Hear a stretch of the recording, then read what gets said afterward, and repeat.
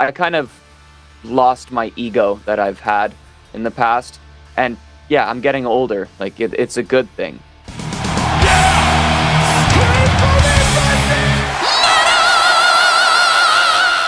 Hey everyone, welcome to the channel. My name is Belgian Jasper. If this is your first time in the channel, hit subscribe right now.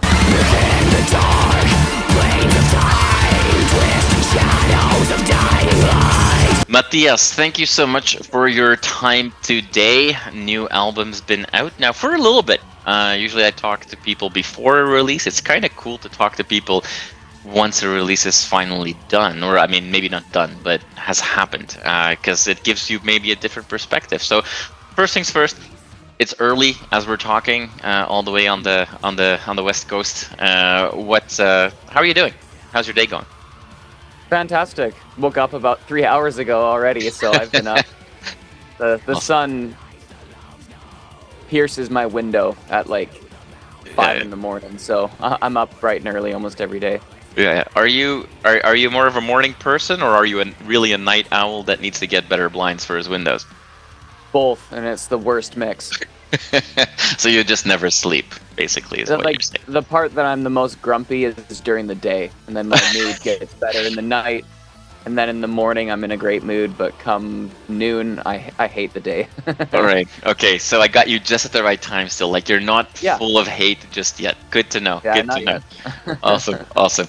Now, I know I mean, we've never spoken before, but just from following you guys and you know, listening to you speak to other people and just following your career a bit, you're a guy that seems to be always busy. You can't really stop. But does that also mean that now that this album is out for a couple of weeks, that for you this is like, you know, it's in the past and you are completely focused on other things already? Or do you allow yourself still to kind of enjoy this launch cycle? Like what's going on right now? Even from the past releases, as soon as we send it off for mastering, I already hate it and I want to move on to the next stuff. So it's been a while now. Okay, good. Yeah, doing everything myself, like the production aspect. I mean, I had a lot of help from the band this time around, but during the mixing process, and you just hear the album so many times, it's kind of dead to me. Right. Even when obviously months later, once you've done that first cycle, then people start to hear some of the music. People like myself get early access and start sharing some feedback. And that feedback has been pretty good.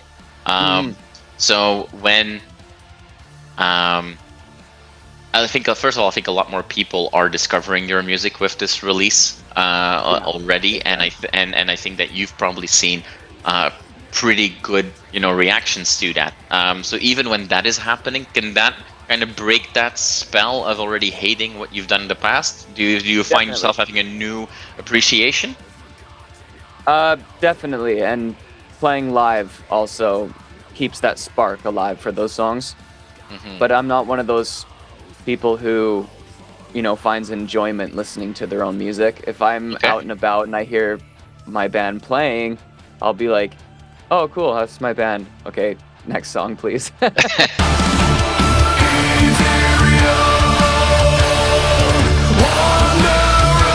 For me, when I was listening to the album, you know, Spectral Rebirth really stands out as a song, and I haven't seen any live footage of the shows that you've done already. But was that one part of the set list, and just in general, how were the reactions of the audience to the new material? Unfortunately, we haven't played that one yet. There's a lot of parts in that song, and it's the longest one. Yeah. Well, second longest, if you exclude Forgotten Silence's outro. But we just thought we wanted to play shorter songs so we could fit more songs in. Because our past run of shows, we were having 45-minute sets, which is new to us. So being able to like play 5 songs instead of 3 is nice. Exactly. Awesome. But so how was that reaction of the crowd? It's been amazing. Yeah, there's, I'd say our favorite show was, we played Calgary, and the response there was just overwhelming. It felt like a big boy show.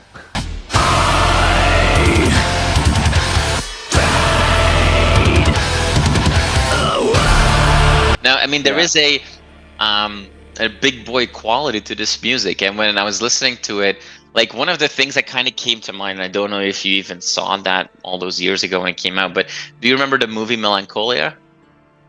By any I've heard of chance? it. I haven't seen it. It's basically an end of the world movie. And like halfway through this movie, this very artsy kind of, it's not an Armageddon, Bruce Willis saves the day kind of movie. There's just like the movie just cuts to like these beautiful nature images, and like anything from like stars dying, volcanoes exploding, with just this intense classical music, and it's just like it just kind of like breaks the movie in half. And for me, it was kind of like your album takes me to that, where it's like this could be the really epic soundtrack of a really nicely done, kind of like almost like a nature documentary. Not one that ends well necessarily. There is a lot of darkness to that. This is not upbeat music, far from it. But these are kind of like even also when you start reading the lyrics, these kind of images and timelessness and life and life ending and going from space to planes, those are the images you're trying to evoke with your art. Is that correct? More or less, yeah. Yeah, Now, trying to find the bliss in destruction, and then the sadness of everything being okay, if that makes sense. Yeah. So trying to find that balance of equilibrium, I've always tried to do with my music and the lyrics, especially. Yeah. And I know that you said in other interviews that this was also at the same time a very personal album for you. So these images, these are metaphors then for a personal journey. There's multiple stories going on at the same time. One can interpret it that way for sure, but I don't want to put a hard label on what the album is about or what the lyrics mean. I kind of want the listener to interpret it however they feel. Yeah. But yeah, during the time that I started writing these songs, that was like right when the pandemic happened and just kind of shut everything down. Nobody knew what their futures beheld, and yeah, it was just a rough time. I didn't know what my future beheld. It was just a rough time mentally. And my solace during that time was writing.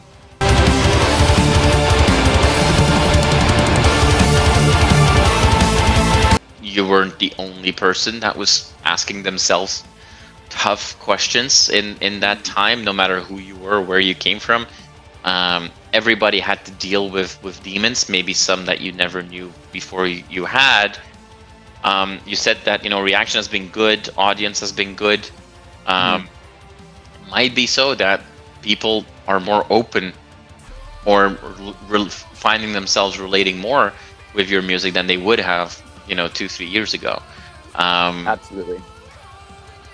Is that the same for your band as well? Because you mentioned something interesting earlier on in the conversation about I got more help from the band this time. And with Atavistia, it's kind of like it's a band. It's not a one-person solo project, but at the end of the day, there's a lot of Mattias in Atavistia, right? So you said that you were more open to people contributing. Was that purely in the mechanics of it, or was that also in the creative process? Probably 70-30 with the mechanic process. I've just found it's better.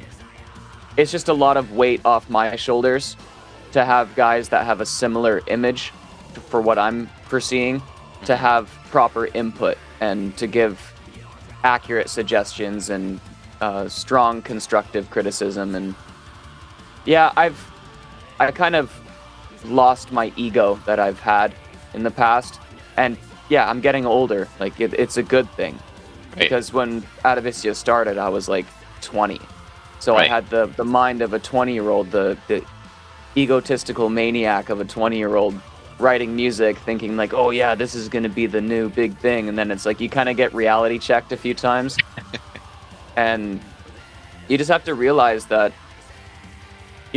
for some acts it works to have one person do everything and everything only, but if you have nothing else going on in life, that can totally work. But if you have a busy life, like I do, for example, I need help. Yeah. So yeah, it's been nice.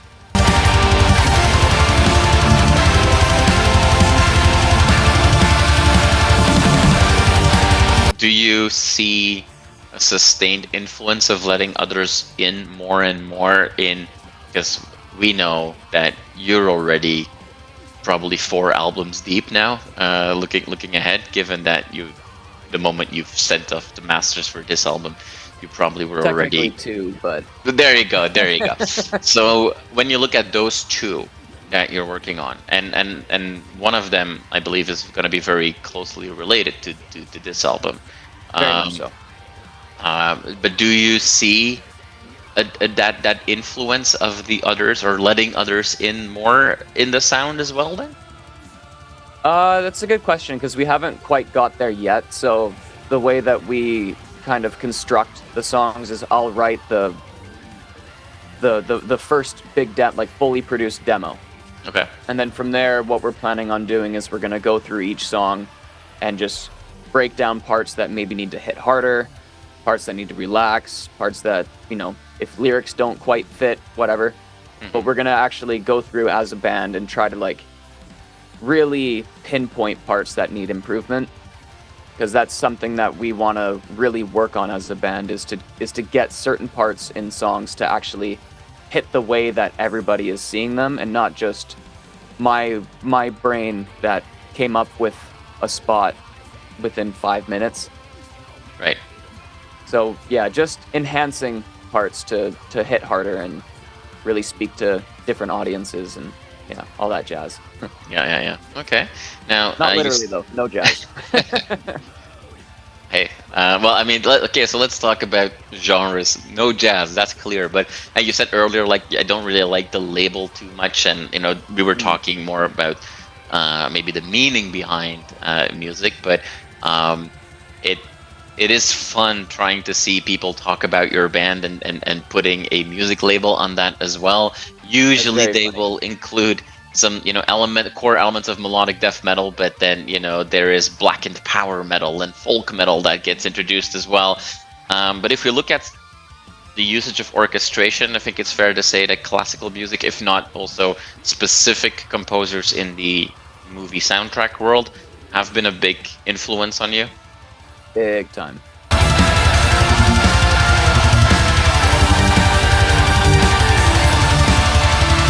Like Hans Zimmer, John Williams, Howard Shore, those have been my top 3 forever. So, yeah.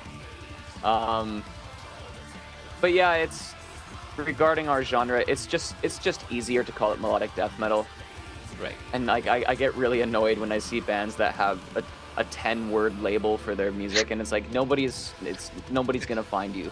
It's way too complicated.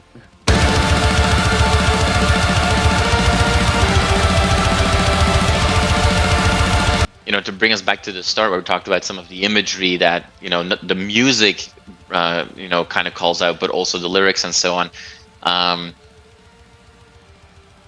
There's a million ways you could also take your art and that vision into other realms as well. More collaboration with visual art, and whether that's video or photography and so on.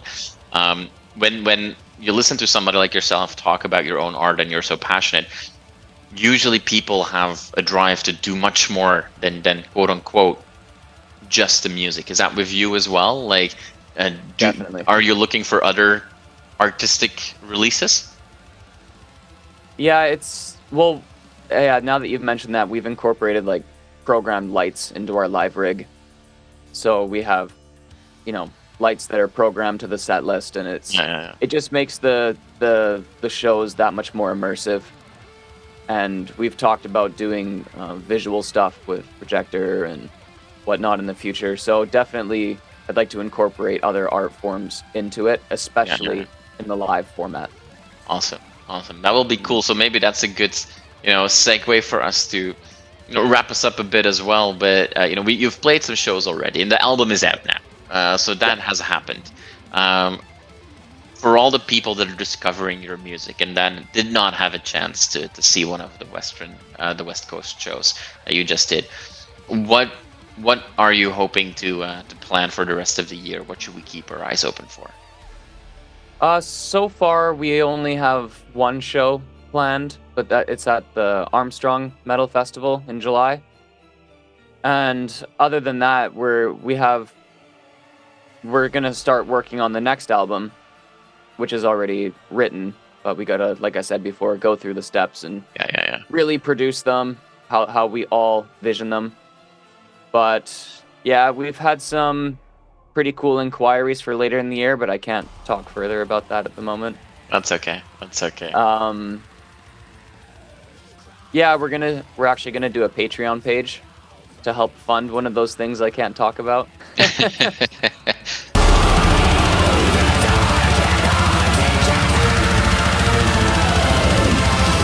There's a lot of behind-the-scenes stuff that we're working on at the moment. There's a lot to encapsulate. So yeah. Well, like I said, I will keep my fingers crossed to see some cool stuff announced, because I really do hope that you guys can take this music, this amazing album, to those live shows and make them as immersive as the show or the stage allows at this point. But exciting stuff, Matt. I want to thank you for your time again.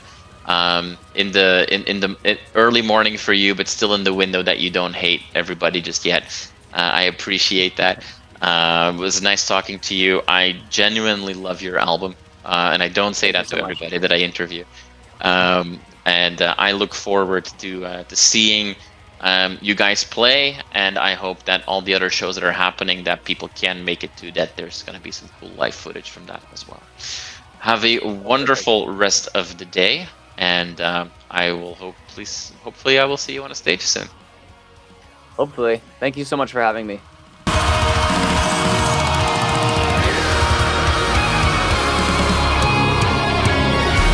You are awesome for watching this video. Click right here to see more content like it and subscribe to the channel.